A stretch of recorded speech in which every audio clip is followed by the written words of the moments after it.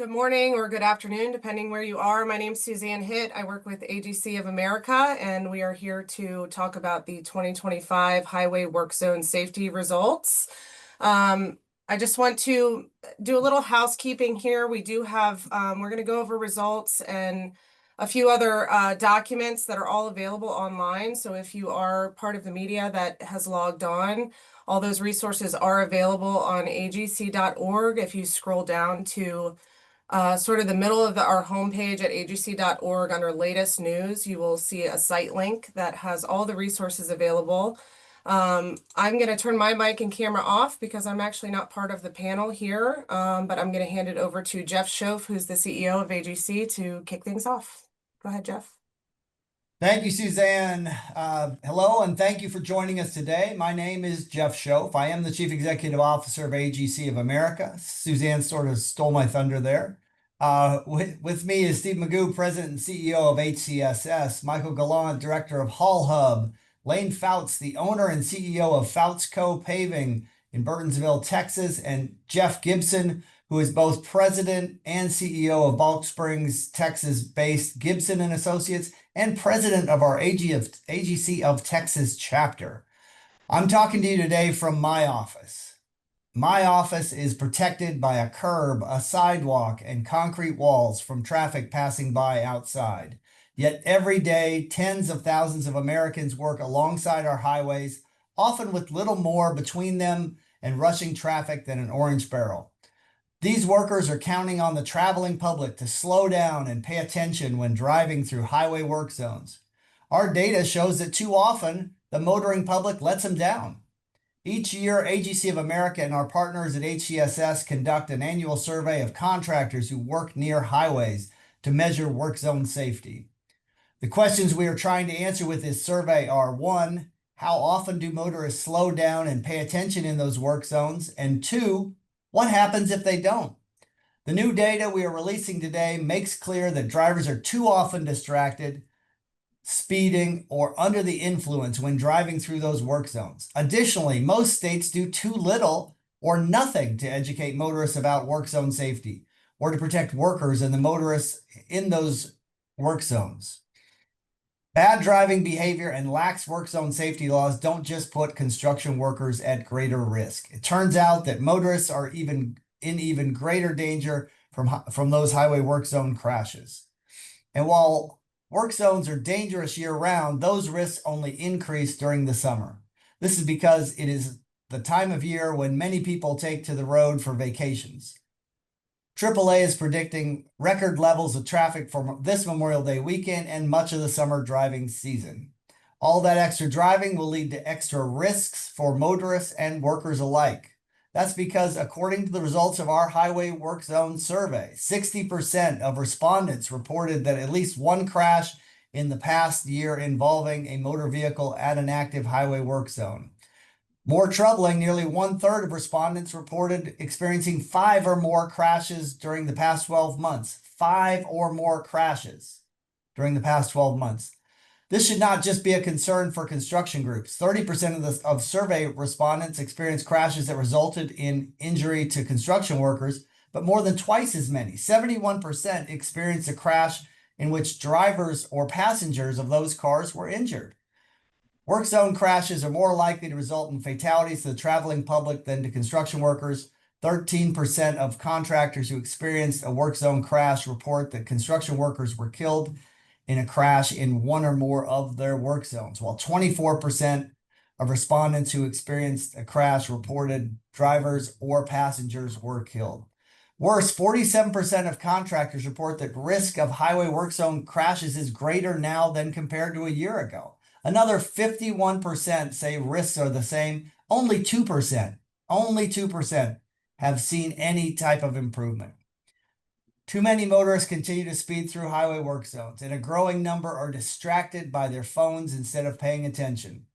Yet work zone safety laws have failed to keep pace with growing danger.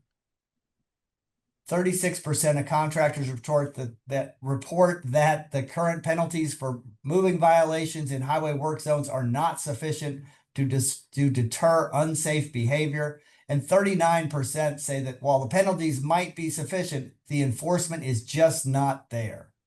80% of contractors believe a greater police presence at their construction sites will improve worker and motorist safety.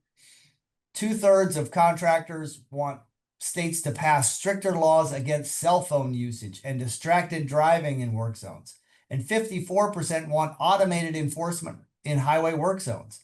59% of contractors report closing roads and detouring traffic would help improve safety near their work zones. The bottom line is that too few drivers see the need to slow down and pay attention in work zones because too few states have made work zone safety a top priority.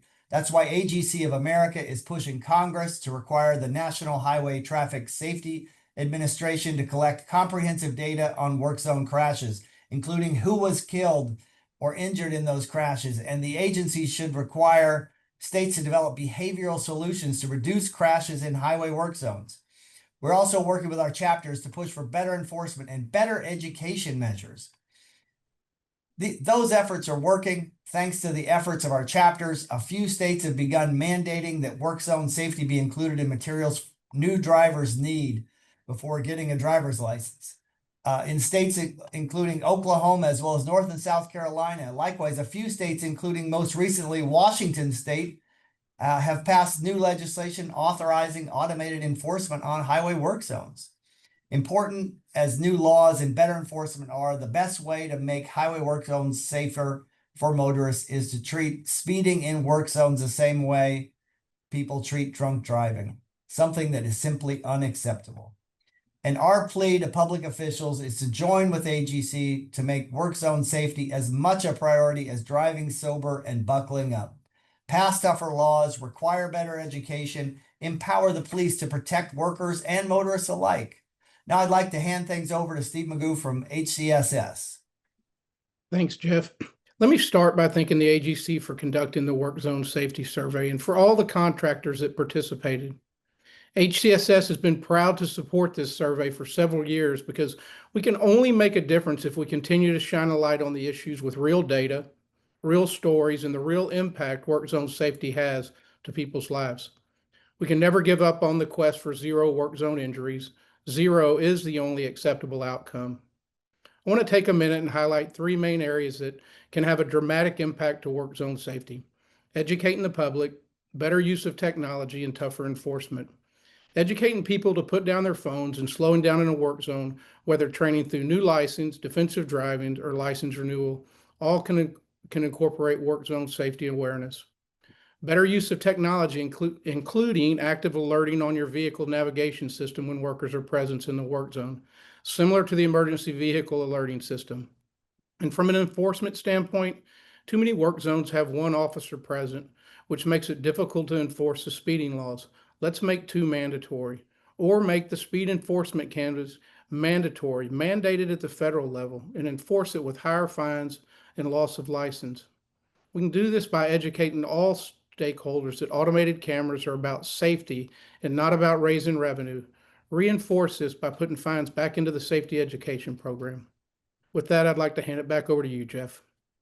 Thank you, Steve. Those are great ideas. As Steve mentioned, technology can play a key role in helping improve work zone safety. Michael Gallant is with a firm called Hall Hub that uses technology to provide map apps like Waze with more details about work zone construction activities so they can better warn motorists. Michael, please explain what you're doing and how state officials can help. Yeah, Jeff, thank you for that introduction. And thank you to the AGC for this invitation, HCSS and Steve for their sponsorship, and the broader team for convening this important conversation. It's an honor to join leaders from across the industry and stand alongside so many of you working to protect workers and revitalizing our nation's roads and bridges. Like Delon has mentioned, I lead our industry engagement and government affairs at Hall Hub. I work closely with the AGC, with AASHTO and DOT leaders across the nation to advance construction safety and accelerate digital modernization. That includes partnering with 40 agencies right now to improve safety and streamline operations.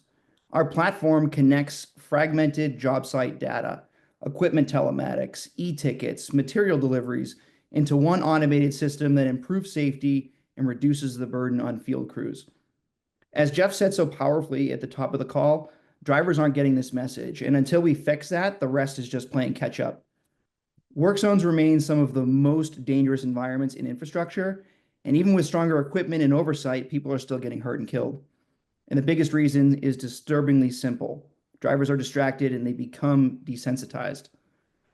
And even with stronger work zone protections, it's still proven to not be enough. Crews are operating just feet from traffic, and without a clear real-time signal that work is happening now, drivers often don't register that risk.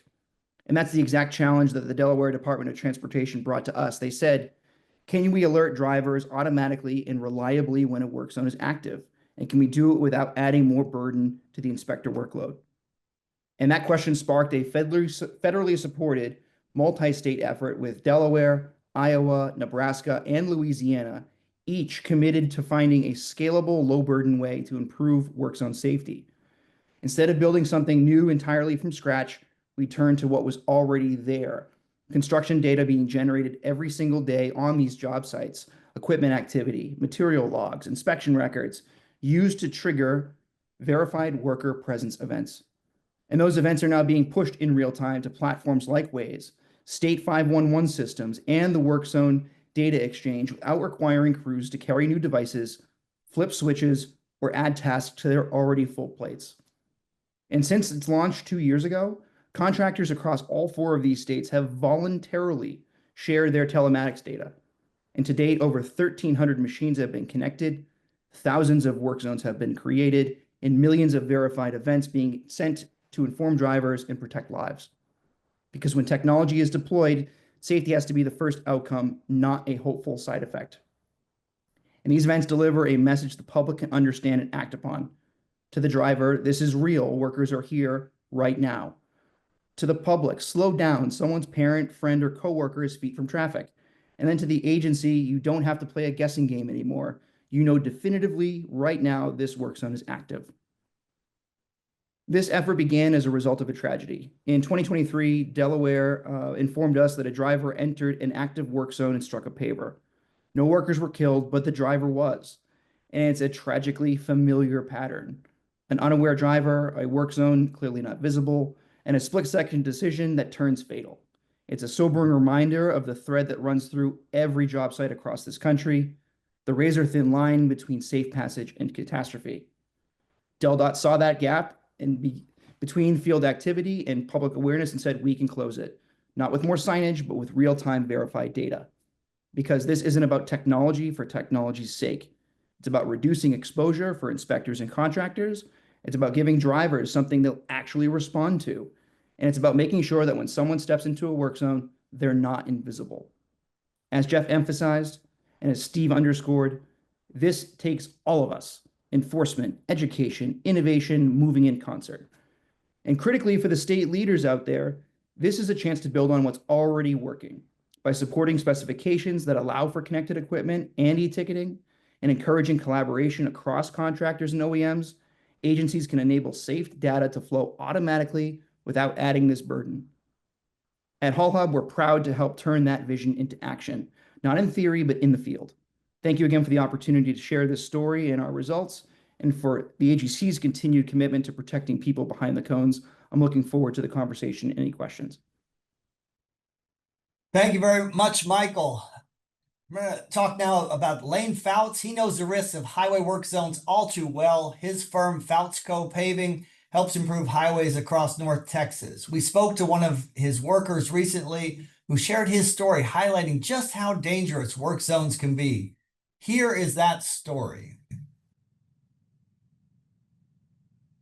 A lot of our work is mostly done at nighttime because of trying to limit how busy the roads are. And so late at night when I get a phone call, unfortunately, those happen quite often. This one was a little bit more unusual because we actually had one of our employees hit by a drunk driver. I heard a boom, and I look over and I see water splashed everywhere, and a car had hit a crash cushion going southbound. So we had circled back around, kind of parked our truck diagonally in order to have something for people to see. I noticed a lady walking in the middle of the highway, kind of stunned and out of it. Told her to go sit down, and I noticed something in the road, so I went to go look to see what it was.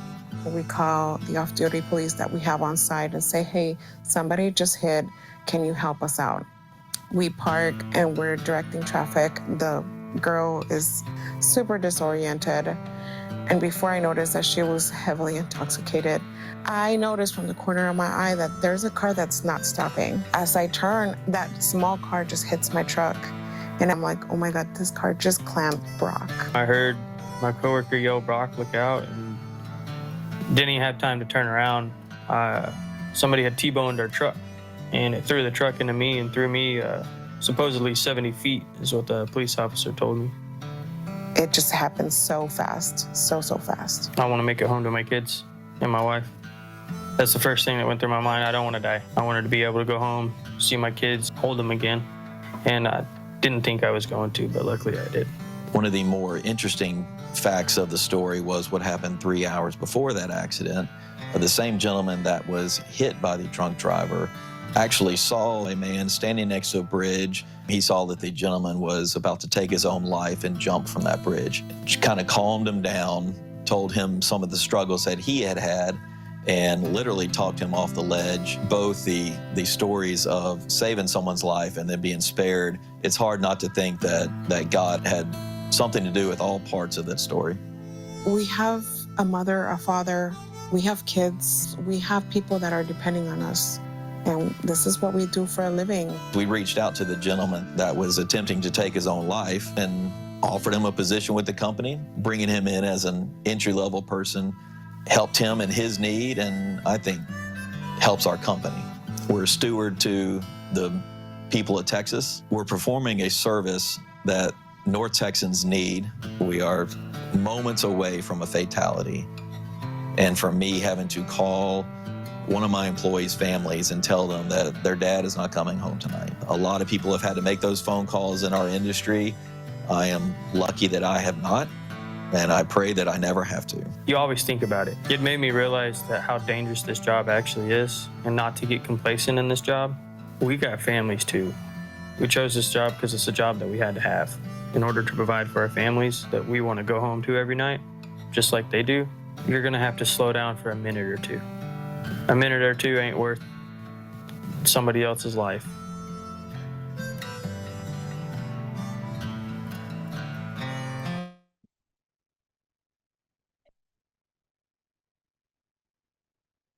Well, Lane is here to tell us more about the hazards his team faces and to urge all motorists to be more careful.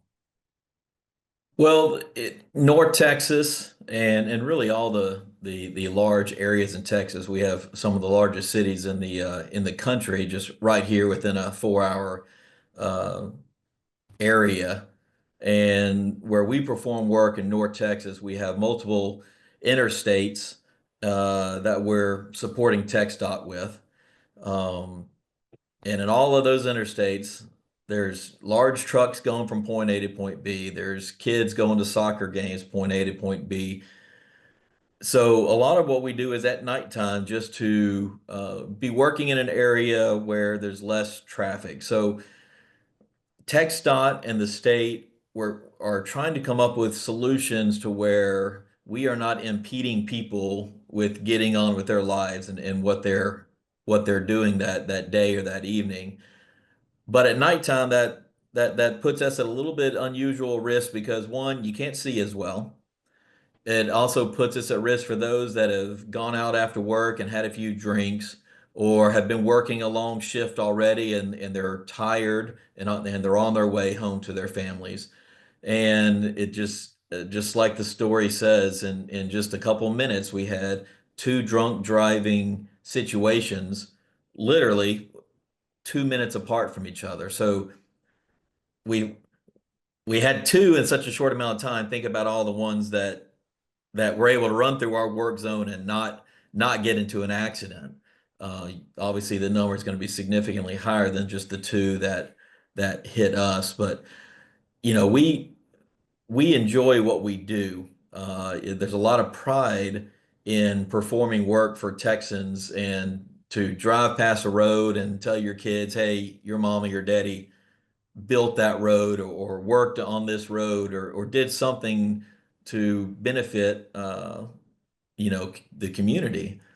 And we're just hoping that people recognize that we're here to serve them.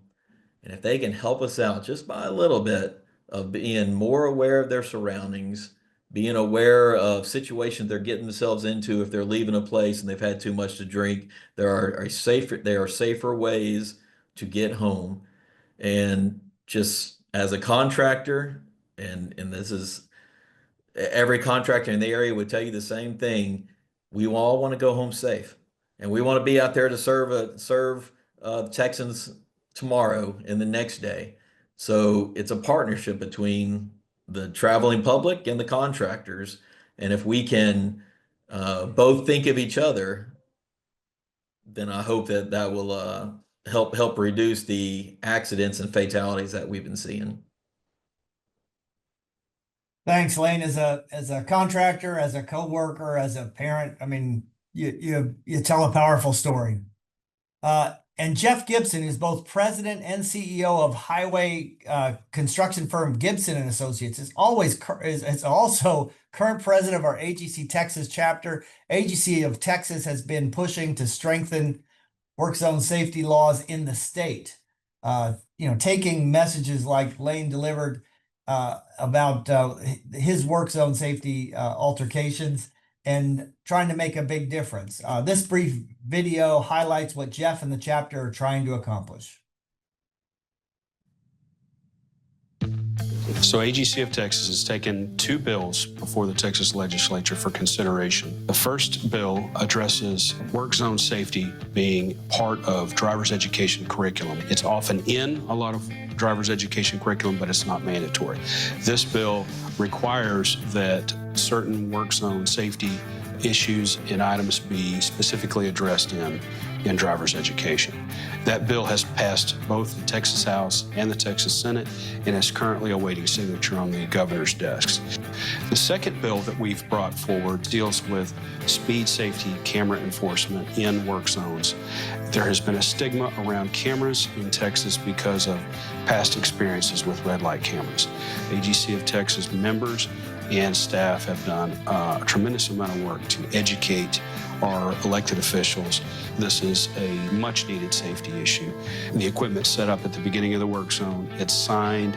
Officers downstream will be writing tickets based on excessive speed through the work zones. We expect to be down at the Senate Transportation Committee within the next few weeks to testify on behalf of the bill and hope to get their overwhelming support as well so that we can have another life-saving tool for our work zones that will both protect the traveling public and our workers who are working so hard and bravely to build the infrastructure for the state of Texas.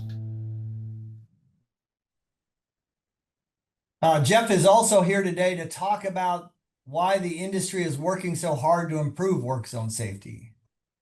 Thank you, Jeff. I have an update to that video. As a matter of fact, I got word last night that the Texas Governor Greg Abbott has signed our work zone safety curriculum bill into law. So we have a new level of protection and are very excited about the success and all the hard work AGC of Texas staff did to get that bill passed. With over 28,000 work zone vehicle accidents in the state of Texas in 2024, we lost 215 individuals in these accidents, and that was an increase of 12% from the prior year. So the numbers are getting worse. They're not getting better. We only have more work zones coming online, not less. So these are issues that have to be addressed. We need to get more aggressive with our state legislatures to advocate for these workers. What we have seen on our work sites over the last year to 2 years is that the traveling public is actually becoming far more aggressive with entering our work zones. We have seen far more reports of near-miss reports with the traveling public choosing to enter our work zone, our temporary lane closures, just so they don't have to sit in traffic. And what this does is it sends our workers running for their safety. They try to circumvent and navigate the traffic control devices and the protective devices to get in and around the lane closure and drive through freshly paved surfaces and what have you. And The thought of them killing somebody doesn't outweigh their intolerance for sitting in traffic for another 5 minutes. So as the HCSS survey supports, we need, number one, we need more enforcement. And number two, we need greater penalties. It looks like our speed safety camera enforcement bill will not make it out of the Senate before they adjourn this session. AGC of Texas will continue to educate our senators and hopefully bring this back for next session, and then bring a host of work zone safety bills back to the Texas elected officials to try to make our work zones safer. And what we ask of the traveling public is three things. Number one, slow down. Number two, move over. And number three, put distractions aside. And that will ensure that all of our workers can go home safely, but also that they can go home safely. Thank you, Jeff. Thank you, Jeff. Good message. Slow down, move over, remove distractions. Thank you very much, all the panelists, Steve, Lane, Michael, Jeff, thank you very much. Now we'd be happy to answer any questions. We've got one for Jeff Gibson. Jeff, what's the stigma against the red light cameras that you've seen in Texas? It's a leftover from red light cameras that were fairly pervasive throughout the state of Texas, the larger cities in the state of Texas, and were largely seen as violations of privacy. There's a lot of important differences between the two systems. Number one, the system that we had proposed, an officer had to be present and physically write the ticket himself. There was no third party involved, and there was no data storage unless there was a felony being committed at that time. So it's a much different system, and the officer makes the decision whether or not to write the ticket. But the stigma with the red light cameras is still pretty fresh, particularly amongst conservative politicians. And we need to do a better job of educating our elected officials as to the differences and why this is important. Thanks for that, Jeff. What do you mean by no data storage? So with the third parties that were a third party outside vendor, not law enforcement, was operating these red light cameras, and they were storing drivers' data, from the tickets, the citations that were being issued. And that does not need to happen. We agree that does not need to happen. So that would be in the hands of law enforcement who already has your data. Yeah. Okay. Thanks for that. And I think there's an awful lot of reliance on technology nowadays that didn't exist before, that Michael's company does that very well right now. Steve too. I mean, the way that they do things now is not comparable to what it was 5 or 10 years ago. Suzanne, do we have more questions? Yeah, just a reminder for all attendees, if you do want to drop a question in the Q&A, just you can raise your hand or type it in the chat box there. We've got one for Lane. What, in your experience, are some of the best technologies and or physical devices that protect your workers on the highway? Well, most of what we do, we're working behind orange barrels because we perform a task that within a 7-hour window, we have to start the task, complete the task, and then pick up the barrels that same night or that same morning. There's the outside of this House bill that is passing to allow the speed detection and then officers down the road.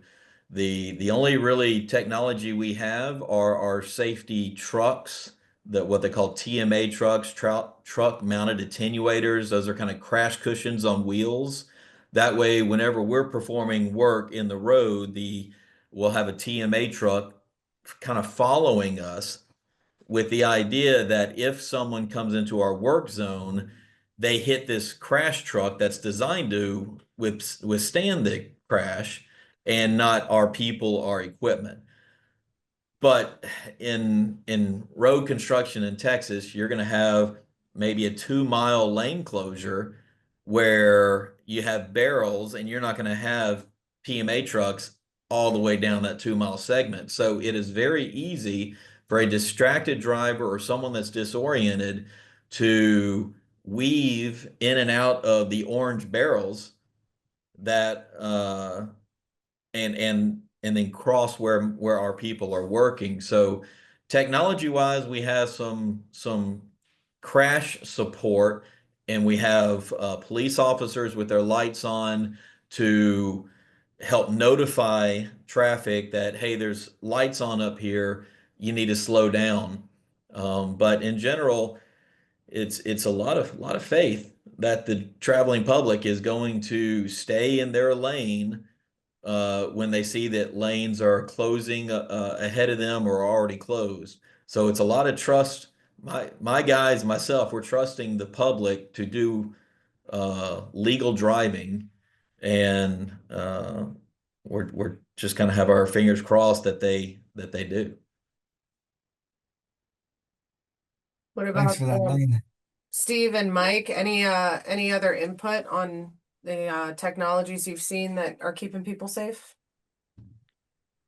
I mean, I'll add, I think that Michael hit on it. I think if you're looking at ways in different navigation systems in general where they'll alert you to railroad crossings, we need to make sure that we've got that across all manufacturers, not just being implemented through the DOTs to where you can actually get the alerts for active work zones. But I think some of it is around, if I go back to Jeff's comment, the question around the traveling public and the stigma around cameras and mandatory cameras. I think we still, from an education standpoint, haven't crossed over in people's minds when they get a ticket. They see it as revenue generating for the state coffers or the city, as opposed to that it's about worker safety. I don't think they're equating down to I need to slow down because someone's life's on the line. I think that it's more along the lines of the revenue generation end of it. So I think Jeff Scholl hit on it early on. If we can equate this in people's mind to almost how we had to around, the stigma around drunk driving, that I think it's going to take almost that level to get people to slow down. And then where you have work zones that are consistently up for years, not similar to what Lane was talking about. I think in those areas, if we would write these people tickets for speeding 5 days a week, they would, the second week, it would all be over. They would leave earlier for work, they would slow down. And I think it's just going to take that level of commitment and effort from the legislature and maybe even at the national level to get some of it done. And yeah, the temporary nature of the work site makes it harder to do the enforcement and train the behavior. And you talked about reinvesting the money in safety programs. You want to talk a little bit more about what you meant there? I think that in general, if from a public standpoint, if the public believes that you're writing tickets, whether that's red light cameras or speeding through work zones, that it's just a matter of raising revenue for the state. I think they have a different mindset than that you can point that this is going back into safety education for the public, whether that's new drivers that are just getting their license or people going through defensive driving, or just in general that people equate that you're not using it to raise revenue. You really are trying to protect people's lives so they can go home safe every day. I think it's as much about technology as about the mindset of the traveling public. And I would agree with Jeff, just in general, I think that most of us would agree when you're in a work zone in and around, people are more aggressive. I would say since the COVID days forward in their driving in general. So I think education is going to have to play a big part in this. Thanks for that. And Michael, you talked about how Haul Hub is feeding the information to folks like Waze, and that really does help the temporary work zone situation. You want to talk a little bit more about your technology? I know you gave an overview earlier, but Sure. a little bit more about some of the statistics that you've seen and how well that technology is serving the motoring public and the workers who are out there. Certainly. I think the core component to the success of this program relies on the contractor and having them volunteer, right? There's kind of this big brother fear of ramifications of is my machine on or whatnot.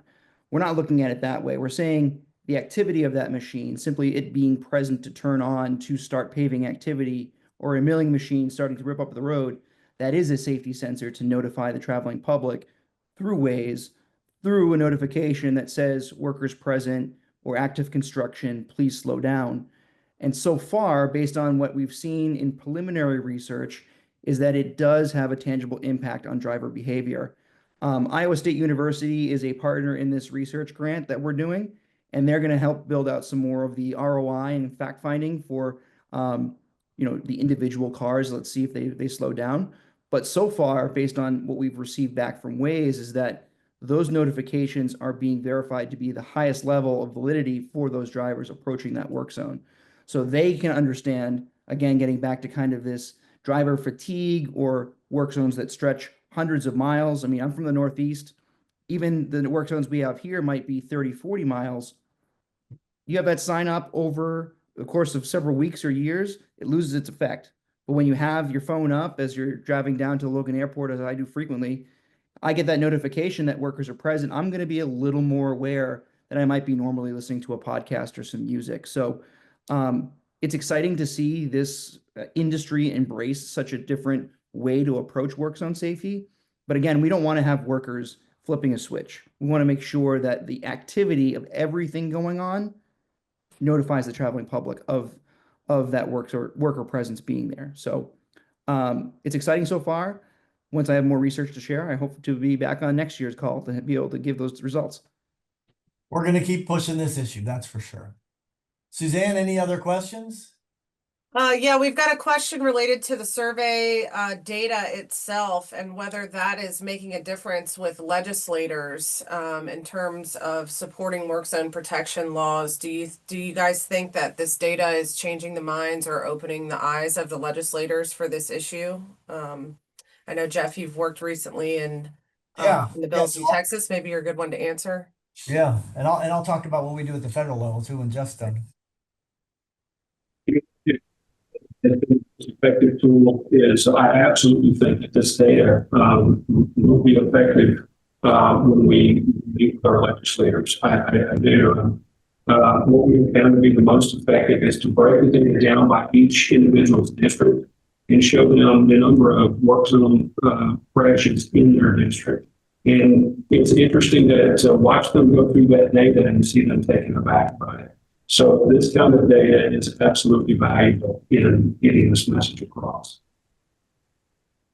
And at the federal level, this information is very valuable too, because what we found was the statistics on workers, on highway worker safety and incidents in work zones are kept in different areas, and that's part of the reason we want NHTSA to come in and better aggregate the data for both the driving public and for workers in work zones, because it had been kept in two different buckets in the past, which underestimated the complexity of the problem, but also of the severity of the problem.